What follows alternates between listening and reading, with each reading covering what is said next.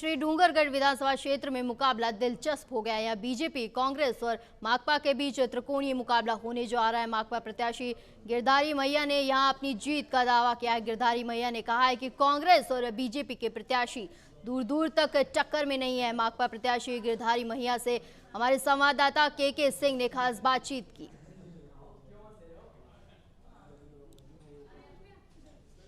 बीकानेर जिले की डूंगरगढ़ विधानसभा एक हॉट सीट मानी जा रही है। त्रिकोणीय संघर्ष कहीं ना कहीं नजर आ रहा है।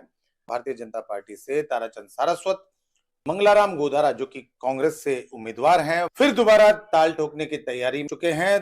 गिरधारी मैया सीपीएम से पिछली बार कांग्रेस गवर्नमेंट को सपोर्ट भी दिया था इन्होंने, और खूब भीड़ भी इनके लिए खूब उमड़ती। बात करते हैं गिरधारी जी। तो अभी मौजूदा स्थिति में आपके सामने दो लोग हैं भारतीय जनता पार्टी के, ताराचंद सारस्वत, और दूसरा नाम है कांग्रेस से मंगलाराम गोधारा।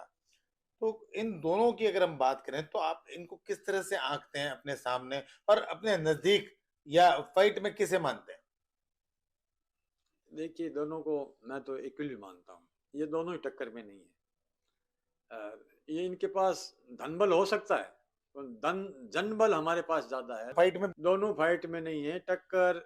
ये 2 नंबर की लड़ाई खुद लड़ रहे हैं। बीजेपी कह रहे 2 नंबर मैं हूँ, कांग्रेस कह रही 2 नंबर मैं हूँ। दोनों मतलब 5 साल के कामकाज को देखते हुए क्या कहेंगे? देखिए, 5 साल में काम तो क्षेत्र में हुए हैं, साथ साथ में हमने संघर्ष भी किया है।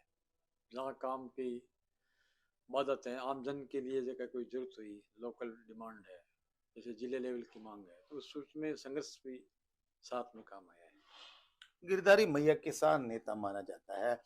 हमने देखा है बीकानेर की सड़कों पर, गांवों की सड़कों पर आप बिजली के लिए संघर्ष करते रहे। उसके बाद एक तरह से किसान नेता के रूप में बाद में आप एमएलए भी बने। तो इन सब कामकाज को किस तरह से देखते हैं आप? देखिए, ये एमएलए बनने के बाद में मैंने पूरी क्षेत्र की जनता को एक परिवार के रूप में लिया है। चाहे कहीं मेरे को वोट कम मिले हो, चाहे ज्यादा मिले हो, फिर भी मैंने समस्या को चिन्हित करके उस समस्या को निस्तारण करने का काम किया है। जैसे डूंगरगढ़ में कटोरी नुमा ये डूंगरगढ़ है, इसमें ड्रेनेज और सीवर लाइन की बहुत पहले जरूरत थी। आज मेरे पीरियड में ये 50 करोड़ का ये स्वीकृति है, ये वित्तीय स्वीकृति जारी हुई है। इसी तरह गर्ल्स कॉलेज की मैंने स्वीकृति कराई है, बन के तैयार भी हो रही है।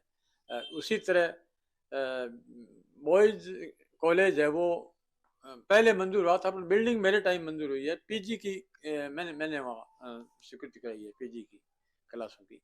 उसी तरह पीने के पानी की योजना डूंगरगढ़ में 609 आरडी से मेन कैनाल से ये डूंगरगढ़ आएगी, जबकि डूंगरगढ़ में पहले आ जानी चाहिए थी। जैसे नापा से पहले पेश का नहरी पानी आ गया, अब दूसरे पेश का आ रहा है। बीकानेर से पानी होते हुए किशनगढ़ चला गया, पर किसी प्रतिनिधि ने ऐसा नहीं सोचा कि डूंगरगढ़ बच्ची तरह है। डूंगरगढ़ भी शहर का, बीकानेर जिले का ही अंग है।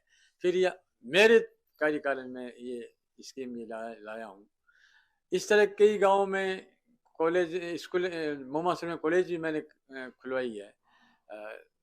कई गांव पीएससी, सीएससी ये भी बहुत बड़ी संख्या में खुली है। और आगे जैसे अभी पूरे क्षेत्र के अंदर मैं जाता हूँ तो लोग मुझे एक ईमानदारी के रूप में, मैंने निसंकोच एमएलए के रूप में न होकर एक सेवक के रूप में लोगों के बीच में रहा हूँ 5 साल। उसका यही नतीजा है, लोगों का प्यार और लगाव आज भी वैसा है जैसे आज हमने अंतिम में ये रैली का प्रदर्शन किया, शक्ति प्रदर्शन था हमारा। तो निश्चित रूप से हमने जब पिछली दफा मैंने रैली की 4 तारीख की, उससे 3 गुनी भी ज्यादा रैली थी। अब मैं ये बीजेपी और कांग्रेस दोनों ये पीछे रहेगी। अब आप जीत जाते हैं तो क्या विजन लेके आप अभी, चूंकि सीपीएम के पूरे राजस्थान में अगर देखें तो नाम मात्र के विधायक होते हैं, बनते हैं, और तो क्या विजन है आपका? देखिए, हमारा विजन सदैव संघर्ष रहा है, जनता के जनहित का मुद्दा है।